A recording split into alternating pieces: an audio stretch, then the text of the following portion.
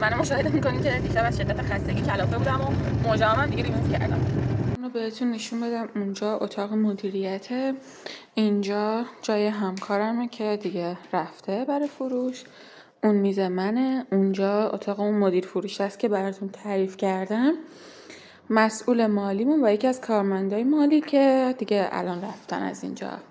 این فعلا قسمت آفیسمونه. تا پایین کارخونه رو هم بعدم بهتون نشون بدم. کارخونه که نمیشه گفت، کارگاه تولید. من میرم خونه، انقدر خستم، انقدر امروز کار داشتم، تلفن حرف زدم، این نیروی جدیدی هم که قرار بود برای فروش بیاد نیومد.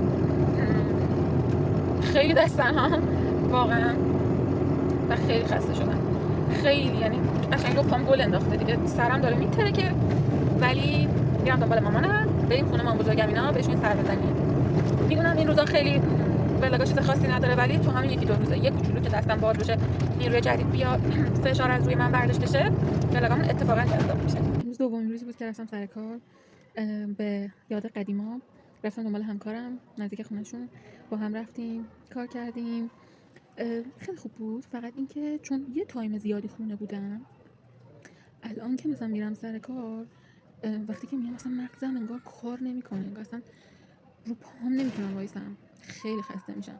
خب تایمم دست خودم، تو بالکن از همه جا صدا میاد، تایمم دست خودم بوده، استراحت میکردم، ولاگ میگرفتم، بیرون میرفتم، همه اینا. ولی خب الان با حجم مسئولیت خیلی زیاد و کار و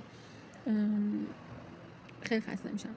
حالا این دو روز که روزای اول بود، تصمیم دارم که سعی کنم مثل قبلا که سر کار میرفتم و بعدش که اومدم خونه خیلی انرژی داشتم، یه زندگی خوب بعد از سر کارم داشتم، الانم همونجوری باشه و اومدم تو بالکن نشستم، پتوام انداختم که سرما نخورم و بشینم و کتاب بخونم که ایشالله امیدوارم از فردا بتونم از کارگاه و قسمت تولید و کارهای روزانه‌مونم بلاگ بذارم.